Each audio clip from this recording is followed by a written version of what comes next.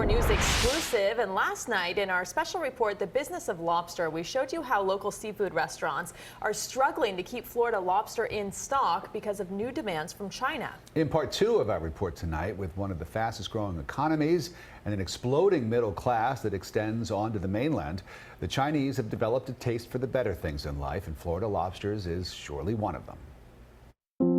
When you get it in your blood, it's like anything else. If you love it, if it's football or whatever it is, you love it, you want to do it. And that's the way it is with us. That was Billy Niles, a third-generation commercial fisherman who I first met in Key West in 2009. It's something we love, and it hurts us when somebody's trying to take it from us. And it's hard.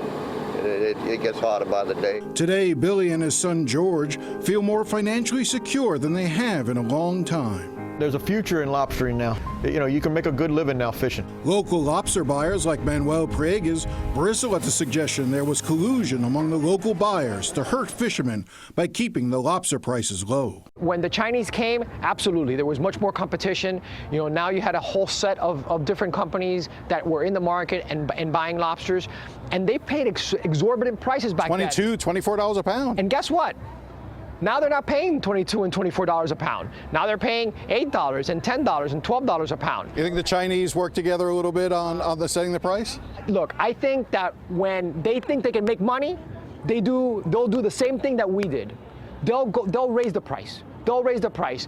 When things are bad and there's no money to be made, they're going to be friendlier to each other, so to speak, you know, as anybody would do in this kind of business. Priegas and others warn that there are no guarantees the Chinese market will remain. After hitting a high of nearly 4 million pounds in 2013, the numbers have dropped in recent years and only started to pick up again in 2017. The reason for the drop? A slowdown in the Chinese economy and the devaluation of the Hong Kong dollar.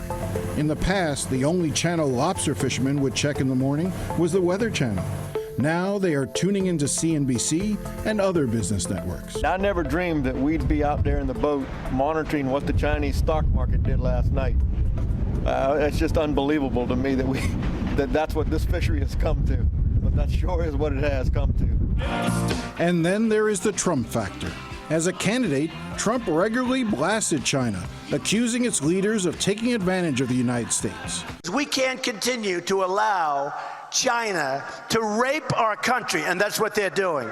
It's the greatest theft in the history of the world. Now, as president, he's beginning to act, recently placing a 25% tariff on steel and a 10% tariff on aluminum imported from China and several other countries. And we're going to be instituting tariffs. It is seen as the first of what could be a series of shots at China. He even tweeted, "Trade wars are good and easy to win."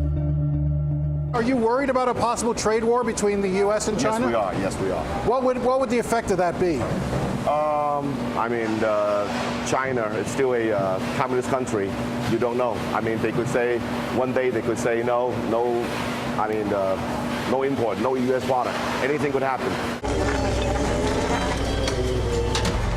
And if that were to happen, the lobstermen of the Florida Keys would find themselves adrift once again, struggling to survive and facing an uncertain future. Really, it's not too much more to say. It's just everything's so much better now.